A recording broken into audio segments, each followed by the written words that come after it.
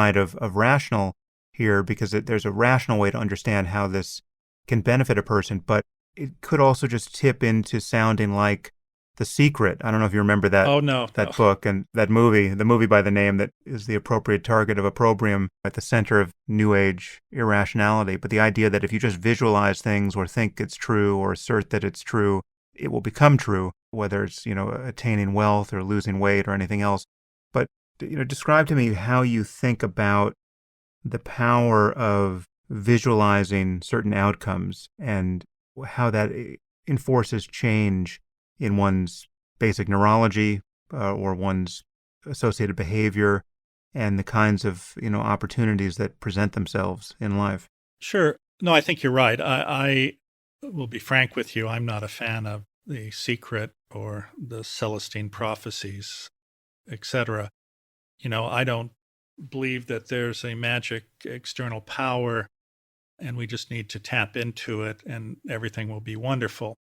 What I do believe, and in some ways I said earlier, is that each of us has extraordinary power. We just don't realize it. And, negative self-dialogue limits that power. What she taught me and what I realize is that when you utilize your senses, and I think we see this in now sports psychology, people think about the athletic event they're going to do over and over and over again. And the reality is, as an example, it's been shown in a variety of studies that when you think about, as an example, lifting weights, you actually increase to a small degree your muscle mass just by thinking about it. And when you repeat something in your head over and over and over again, it starts setting down neural pathways. And when you utilize all your senses to do that, you write it down, you read it, you verbalize it, you think about it, et cetera, then I would say that if there is a possibility of it happening, that is the best technique to help that manifest. And I'll give you an interesting example. As a neurosurgeon, of course, I see a lot of patients who have a variety of conditions, but most of the patients who see me will say something like, "Wow, doctor, I've never heard of that." And then I see them a few months later and they go, "It's the most amazing thing. Since we talked about it, I found out I have that.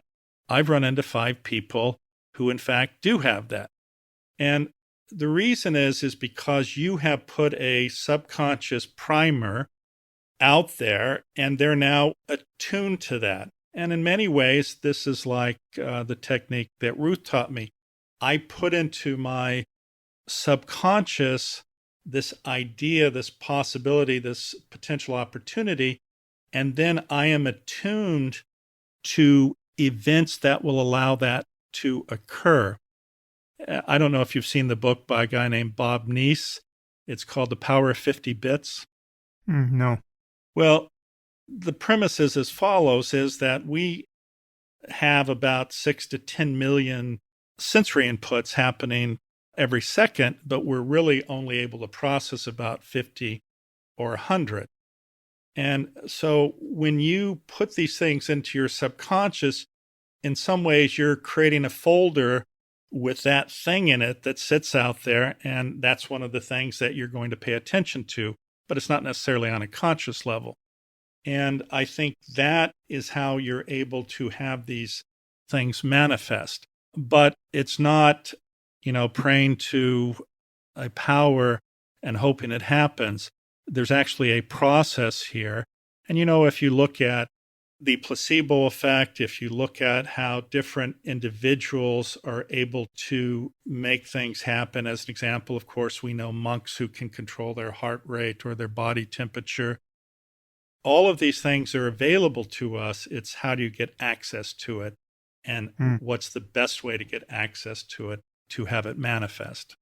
Yeah, well, there's a fact here which explains a lot of this, and it's that the brain, on some level, doesn't know the difference between what's real and what is merely a simulation. I mean, the brain is a kind of simulation machine, and the dreaming brain and the waking brain share a fair amount of real estate apart from their frontal reality testing mode that kind of goes offline when you're dreaming.